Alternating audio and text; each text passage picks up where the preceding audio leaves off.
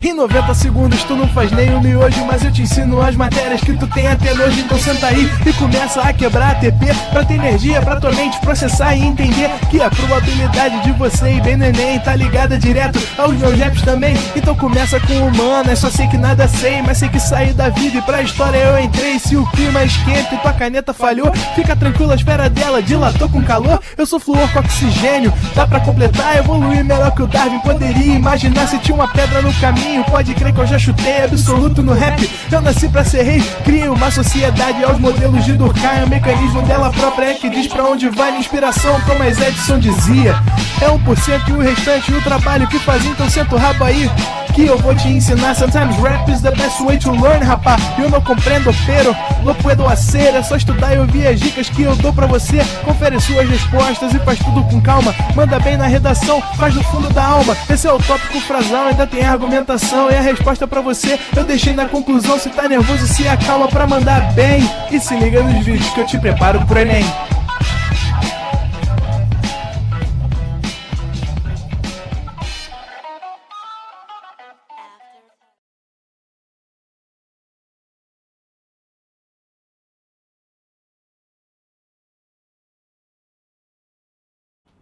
Estamos ao vivo, estamos online, Carolzinha? Boa noite, meu povo, tudo bem? Sejam bem-vindos à nossa última aula do cronograma. Não é a última aula do ano. A gente ainda tem muita coisa pela frente, mas é a nossa 30ª... É isso? É, 32ª... Deixa o professor de matemática vir aqui. 32ª aula do ano e última aula do cronograma. Bem-vindo à Quinta da Resistência. Espero que você esteja animado para encerrar esse ciclo com chave de ouro, porque eu digo que são ciclos, né? A gente está encerrando o cronograma, a gente está encerrando tudo que a gente preparou para você de conteúdo, para que na semana que vem a gente comece uma grande revisão. Porque, para você que está chegando aí, para você que está assistindo as nossas últimas aulas e etc., a gente tem um reta final, que é quase um mês, não, né? 3 semanas? 3 semanas? É isso.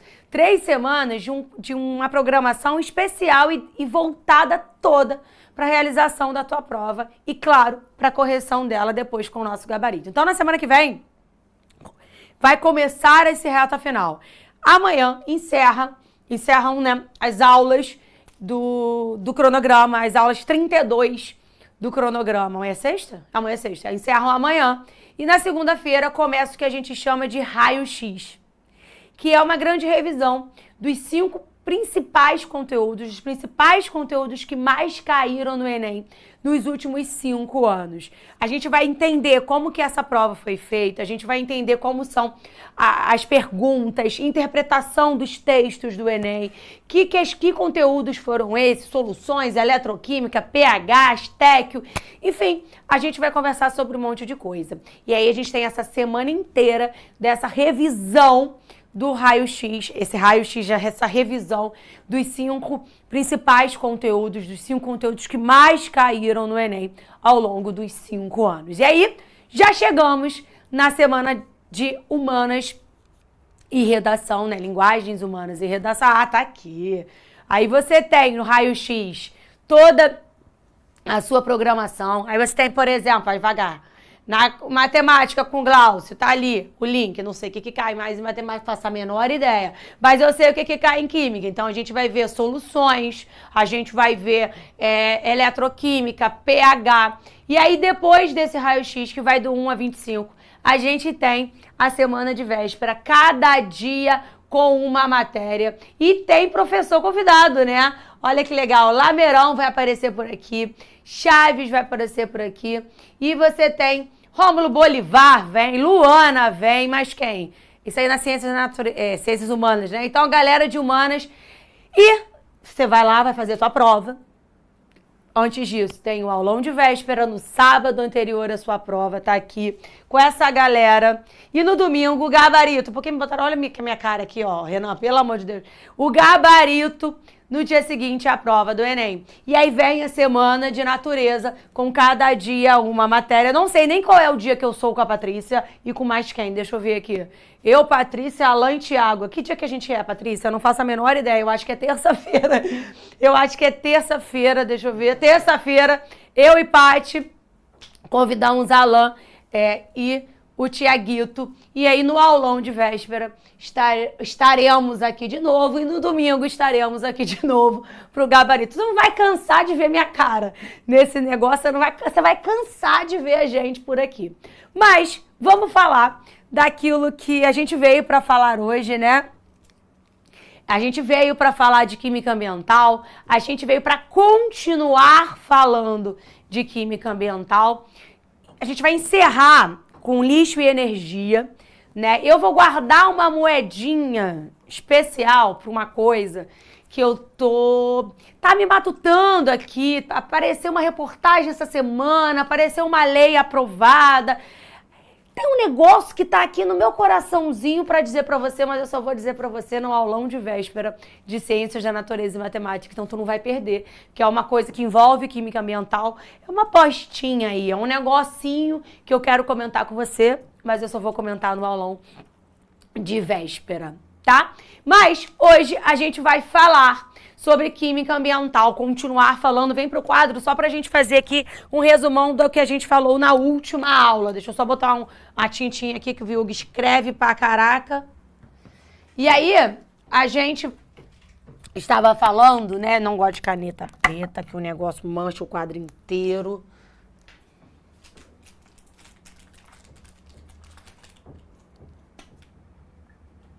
E aí, obrigada. Vamos lá. Primeira coisa, a gente está falando de química ambiental. E aí, a gente trouxe várias questões, né? A gente trouxe a camada de ozônio. Nem vou escrever ozônio, que tu tem que saber que o O3 é ozônio, obrigada. A gente trouxe a camada de ozônio. A gente trouxe que os gases que estavam lá diminuindo, afinando a camada de ozônio, são os cloros, fluos, carbonos, os CF6, que estavam presentes nos aparelhos de refrigeração, nos aerosóis, nos propelentes, etc. E aí o Acordo de Montreal, né, o Protocolo de Montreal veio para diminuir essa emissão de gases CF6, para a gente trocar esses gases CF6 pelos HCF6. E em 2024, que era o ano certo, a gente tem que extinguir todo esse CFC. Então, eu mandei tu dar uma olhada nesse protocolo, porque em 2024 tem uma data marcante para ele, mas lembra que ele está falando da diminuição do CFC, que afetavam a camada de ozônio. E quando eu falo de camada de ozônio, eu estou falando dos raios ultravioletas, só para você não confundir. E aí a gente também falou, dentro de química ambiental, sobre o efeito estufa, né? E aí a gente falou de alguns gases, traços, que estão diretamente relacionados a esse efeito estufa, né? Esse efeito estufa está diretamente relacionado com o CO2, com o CH4 e com o vapor de água. É claro que tem CF6, entre outros gases, mas esses três são os principais. E aí a gente conversou que o CO2 vem lá da combustão, dos combustíveis fósseis, né? Que a gente está cada vez mais queimando, liberando CO2 para a atmosfera há muito tempo. Então, esse efeito estufa, ele está se intensificando, causando uma aceleração do aquecimento global. O CH4, ele vem direto dos dejetos suínos, lembra? Da decomposição de matéria orgânica anaeróbica. Então, ele está diretamente relacionado com matéria orgânica, beleza? E a água é água, ciclo da água. E aí eu também tenho, dentro de química ambiental, uma coisa que a gente também conversou na semana passada, que foi a chuva ácida, que a gente conversou sobre como que aumentava a acidez da chuva. Aí eu te disse que a chuva ela já era ligeiramente ácida, exatamente por conta da presença desse CO2 que já existe aqui. Então ela já tem um pH ligeiramente ácido. Mas as indústrias, elas estão cada vez jogando mais para a atmosfera dois principais óxidos, que são considerados óxidos ácidos, o dióxido de enxofre e o dióxido de nitrogênio.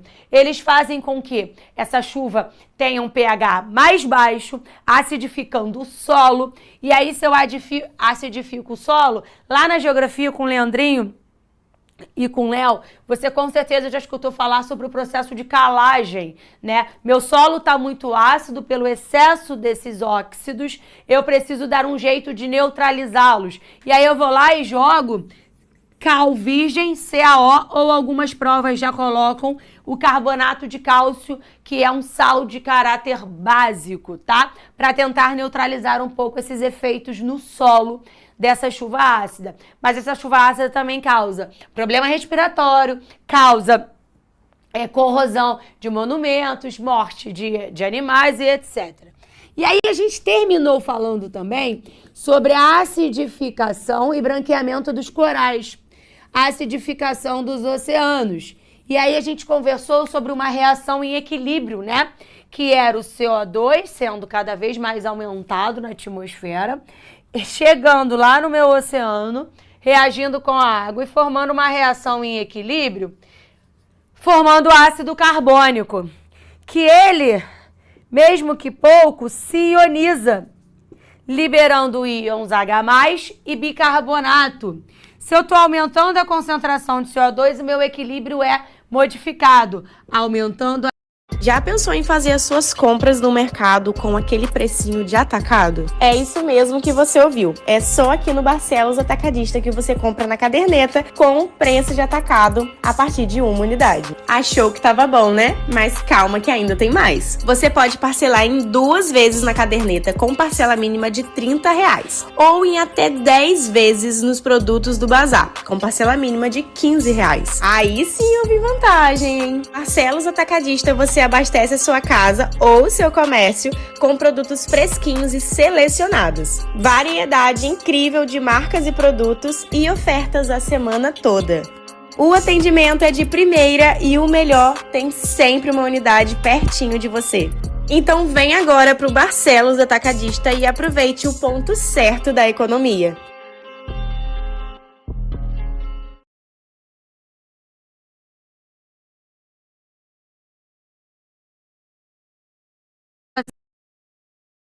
Mudança climática que a gente está observando, não só em temperatura, mas em mudanças energéticas, em mudanças de um monte de coisa.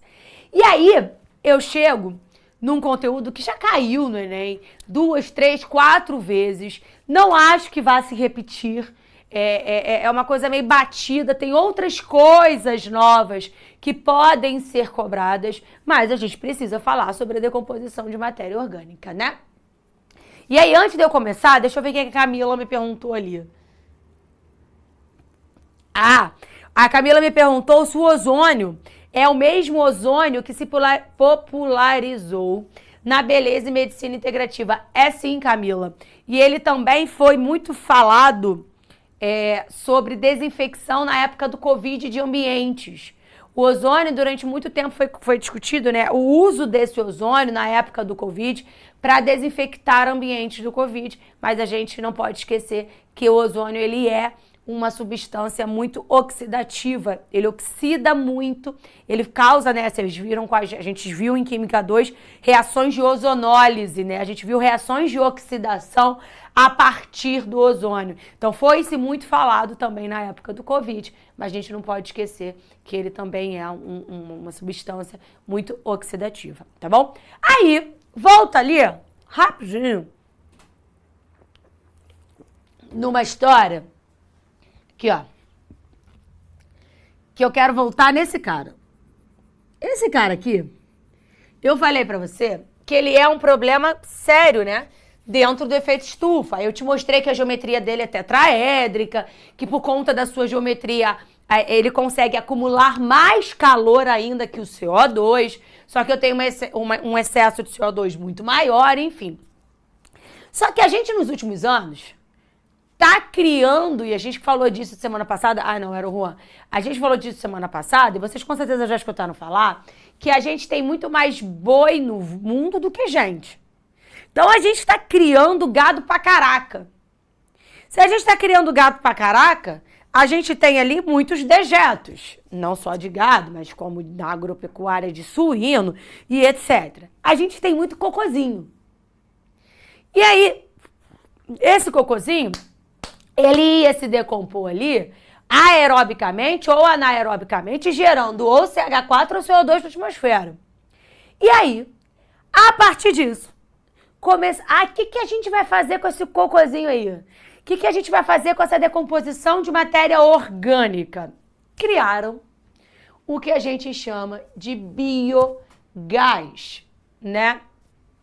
Não achei, Osmar, a Coca-Cola de Orion. Já procurei em tudo. Hoje, inclusive, cheguei aqui, parei no postinho que tem em frente, fui comprar minha Coca-Cola com café, que hoje eu tava só o pó da rabiola. Não tinha a Coca-Cola de Orion, tomei de café mesmo. Aí, olha pra cá. O biogás caiu no Enem umas 3 vezes já, esse nomezinho.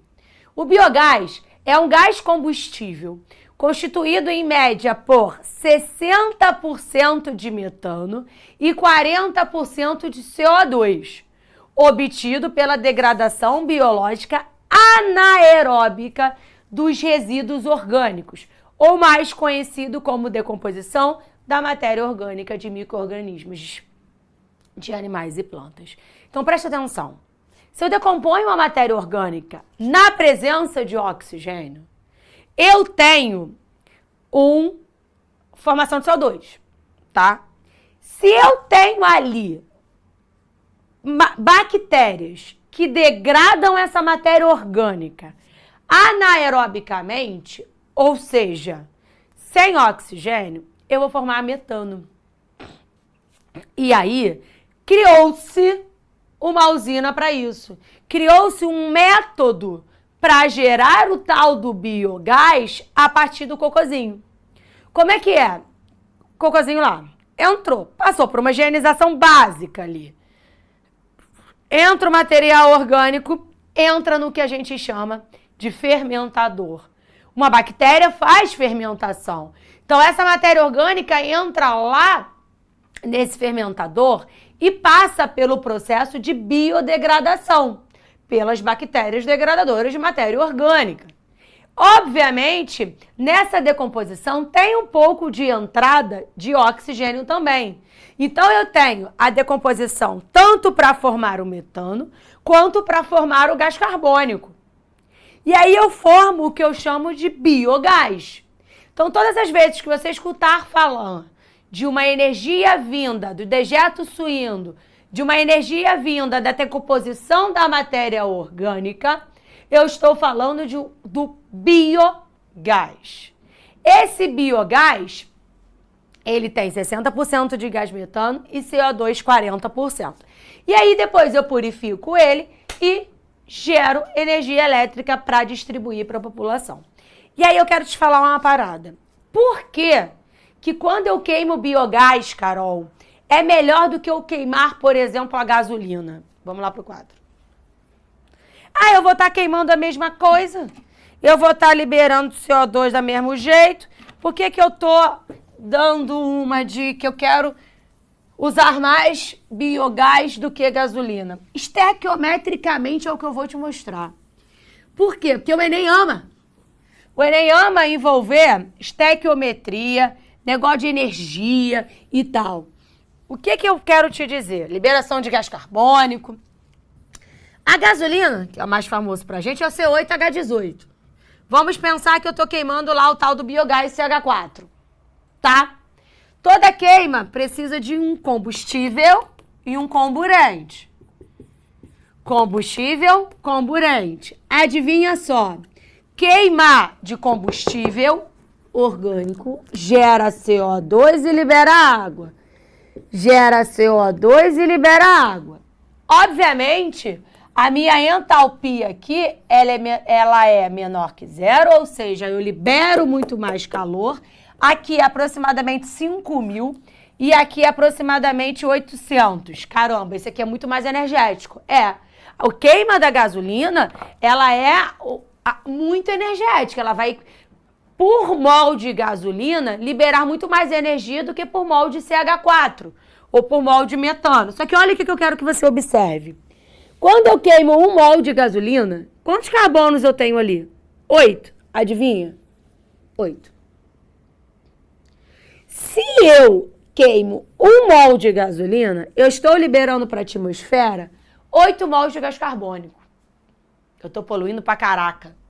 Se eu queimo 1 gás metano, um carbono, eu vou liberar 1 CO2. Claro que a gente poderia continuar balanceando essa reação, mas não quero te preocupar com isso agora. A gente está falando de química ambiental. Eu quero te dizer que 1 mol de gasolina libera ou prejudica muito mais o meio ambiente do que o gás metano. Então essa é a vantagem.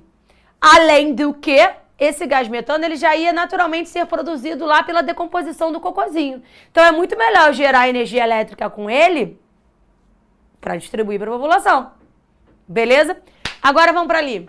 Já que a gente está falando, né, de energia, eu gosto muito de trazer um papo sobre energia. E aí eu vou até dar um spoiler do que a gente vai entrar lá na frente, lá no aulão de véspera. Mas a gente está numa procura por energia adoidado. Pra gente parar com essa crise dos combustíveis fósseis, pra gente parar com essa confusão de quem vai gerar energia, de quem não vai, compra o barril, não compra o barril, causa uma briga econômica, causa uma briga política, e a gente está destruindo o planeta. Então a gente, na verdade, está procurando energias o tempo inteiro. A energia que chega na tua casa, né, no Brasil, quase que a maior parte da população brasileira, ela é abastecida pela usina hidrelétrica. Deixa eu ver se eu vou lá primeiro, depois eu volto por aqui. Hidráulica ou hidrelétrica, mesma coisa, tá? A hidrelétrica, ela tem umas vantagens, a gente usa ela bastante, há muito tempo. É um recurso, teoricamente, que é renovável, porque a água, em comparação à queima do carvão e do petróleo, eu não libero gás carbônico para a atmosfera, então eu estou evitando a liberação de gases poluentes. Ela é simples e barata, eu represo ali um rio, a força da água gira lá a minha turbina, gerando energia elétrica, só que tem desvantagens também, né? Quais são as desvantagens? Primeiro, para eu represar aquela água, eu alago o que está em volta. Se eu estou alagando, eu estou destruindo, eu estou alagando coisas orgânicas, plantas e etc.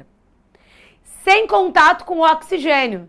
Então, essas plantas, etc., vão se decompor anaerobicamente. Adivinha? Libera metano. Está diretamente ligado ao aquecimento global.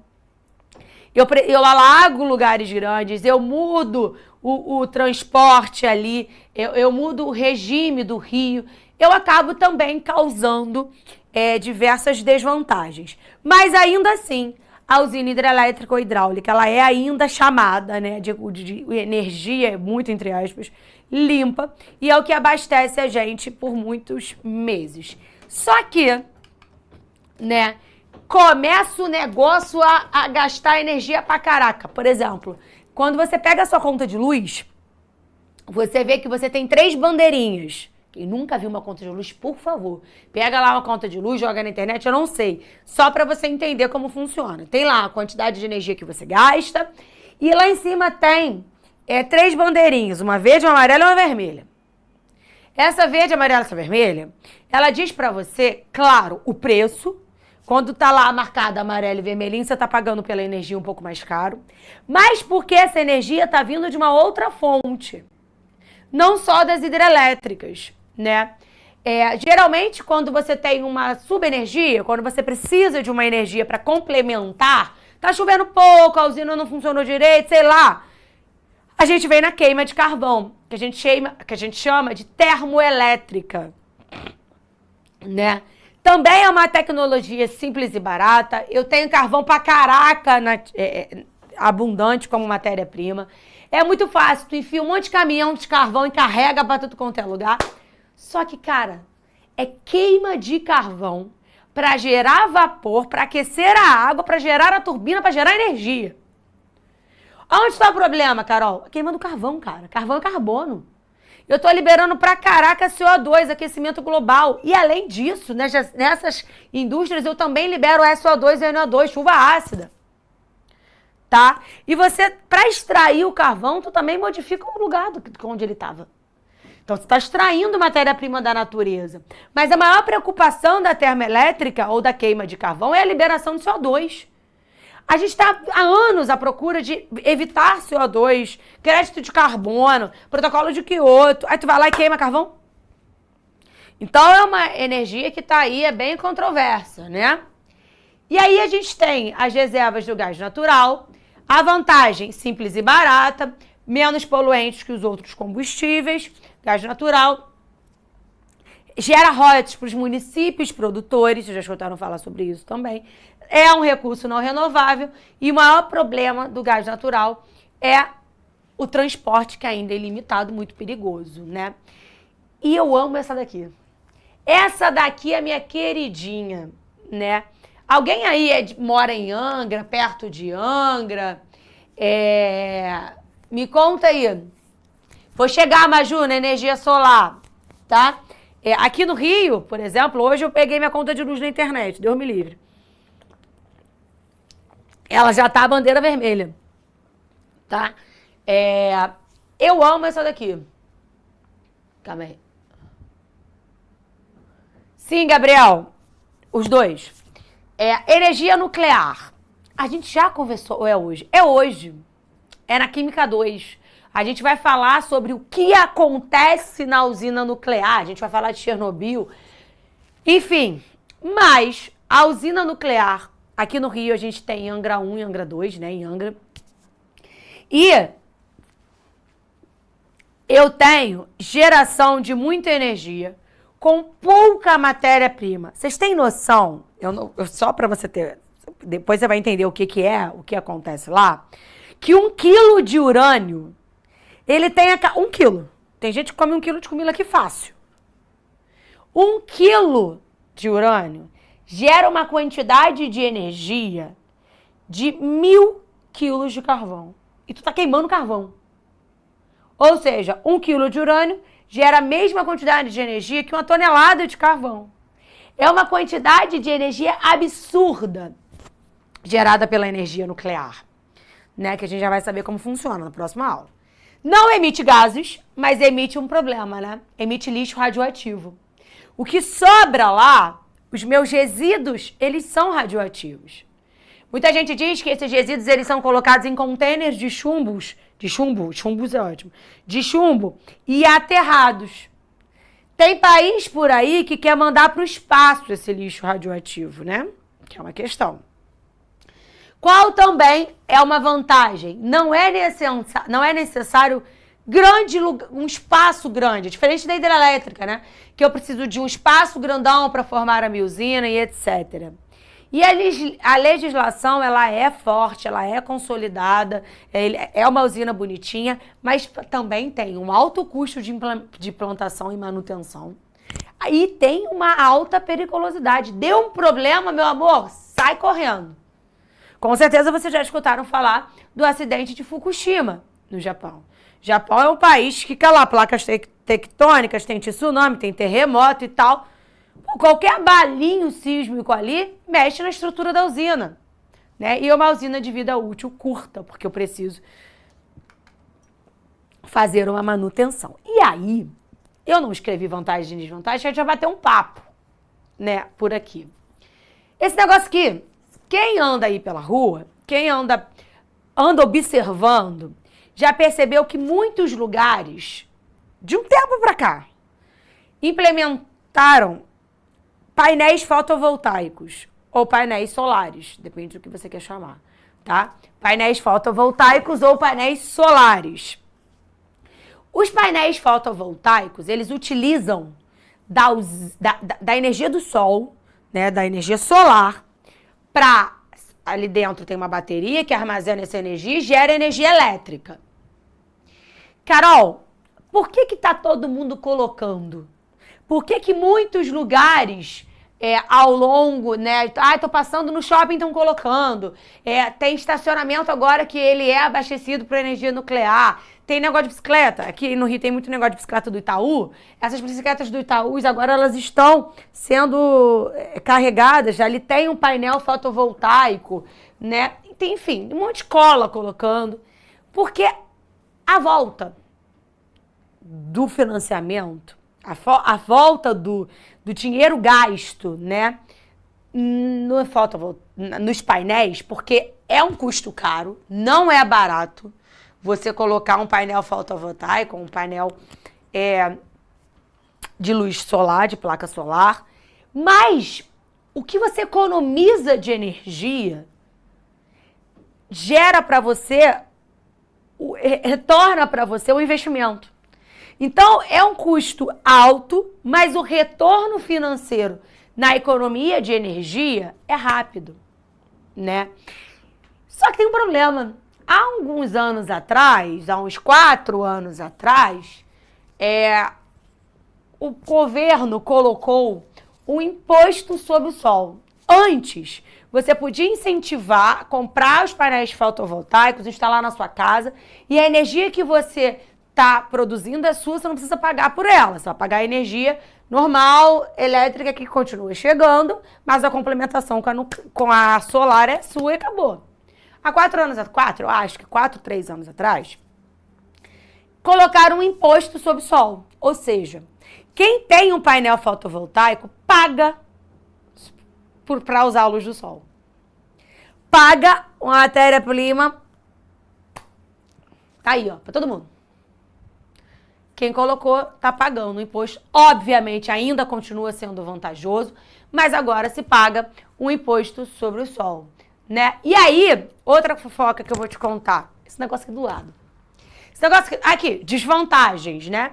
É caro para instalar, mas vantagem, o investimento financeiro é bem retornável. Desvantagem, não é todo país do mundo que tem energia suficiente, solar, para armazenar energia suficiente para abastecer uma casa, uma cidade, etc. Aí eu venho pra cá. Quem mora aí no Norte e Nordeste? Isso aqui é muito mais comum no Norte e no Nordeste do que no Sudeste. Não tem espaço para colocar isso aqui.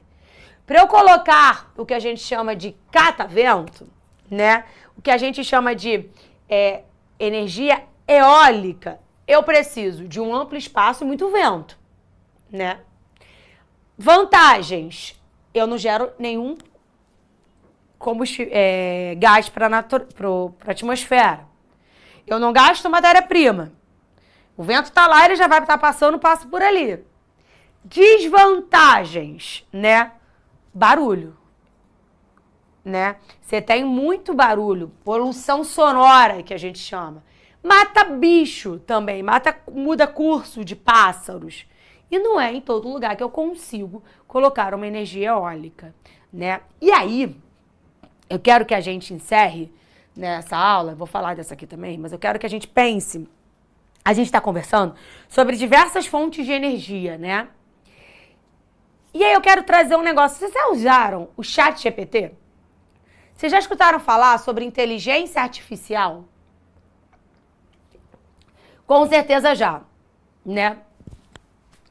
A inteligência artificial, ela não é simplesmente ter um computador e tá ali. Tem um computador funcionando, criou um software e tá lá falando, não me pergunte como. Tá lá resolvendo vários problemas para você. O ChatGPT, a inteligência artificial, etc. A inteligência artificial tem um custo energético altíssimo. Altíssimo. Tá? Na produção, na manutenção, na evolução dela. Então, a discussão sobre o gasto de energia na inteligência artificial, no mundo inteiro está acontecendo. Inteiro. Qual é a energia qual é a fonte energética que vai suprir o gasto energético da inteligência artificial. Óbvio que a gente tem 225 mil outros problemas energéticos no mundo. Não é isso que eu estou dizendo. O que eu estou dizendo, eu estou te trazendo para o Enem. A inteligência artificial é uma coisa recente, é uma coisa que está todo mundo falando, é uma coisa que provavelmente vai aparecer na prova do Enem, seja em humanas, em linguagens e em naturezas, em energia. O gasto energético da inteligência artificial é altíssimo. E aí você vai falar para mim, eu vou colocar vários painéis fotovoltaicos. Todo país do mundo tem sol? Todo país do mundo tem dinheiro, Arthur, para colocar a nuclear? Eu tô jogando pra gente conversar, né? Estão incentivando uma energia. E saiu... Aí eu já tô contando o que eu ia contar no aulão de véspera, né? Mas tudo bem, vou deixar pra contar no aulão de véspera. Mas procura só uma palavra e eu falo sobre ela no aulão de véspera, bonitinho, que eu separei uma aula pra ela. Uma palavra, não, duas, né? Hidrogênio verde. Né? A gente até vai falar hoje da fusão nuclear também, que o mundo está atrás de conseguir fazer uma fusão nuclear a frio e armazenar a energia do sol. Quem viu o Homem-Aranha lembra daquela cena que ele fala o poder do sol da palma da minha mão. Então, a fusão nuclear também está sendo super procurada e para dar um jeito dela funcionar. Mas hidrogênio verde está sendo falado aqui, ó, na moita. Eu vou te falar sobre hidrogênio verde no aulão de véspera. Mas, pra gente fechar, olha isso aqui. Qual o nome dessa energia? É uma energia limpa? É a energia da biomassa. Usei lá a cana-de-açúcar para produzir etanol, pego esse bagaço, queimo e gero energia. Queimo. Não sei se ela é tão limpa assim, né? Mas a biomassa já passou, já se falou muito dela. Ela já não é mais moda no meio das energias, né? E aí, só para fechar, eu coloquei aqui só porque, sei lá, não sei. Imagina que você tá falando sobre queima de combustível, né? Queima de combustível fóssil. Toda queima de combustível fóssil gera CO2 e água. Ponto. Queima completa. Se eu falo que essa queima é incompleta, eu não tive quantidade de energia ou de oxigênio suficiente para queimar aquilo por completo. Então, eu não gero CO2, eu gero CO, que é um óxido, mas não ácido. Esse óxido é um óxido ácido, é diretamente ligado com a chuva ácida e tal. O CO é um óxido neutro, mas ele é muito perigoso, porque o monóxido de carbono, quando você inala esse monóxido de carbono, ele se junta à hemoglobina do teu sangue e ao invés dessa hemoglobina transportar oxigênio, ela transporta monóxido de carbono e leva à morte. Vocês com certeza já escutaram falar sobre os acidentes de banheiro, quando o aquecedor de água, aquecedor de gás, né, do banheiro, é no banheiro, né, dentro do banheiro, geralmente nas casas mais novas é do lado de fora. Mas antigamente era dentro do banheiro, não é à toa que ou tinha que ter um basculhante ou tinha que ter a porta cortadinha 2 dedinhos. Porque se aquele gás que está ali queima incompletamente, forma CO, monóxido de carbono, e esse monóxido se adere à hemoglobina, impedindo o transporte de oxigênio, tá bom? E aí, só para te dar uma dica, quando você está gerando muito CO ao invés de CO2, você tem muita fuligem e a chama do gás, ela não é azul, ela fica bastante amarela. Eu te espero daqui a pouco em Química 2. Um beijo e até lá. Assista nossas aulas a hora que você quiser. Vem com o Pro, o cursinho online que mais aprova no Enem. Assine em proenem.com.br.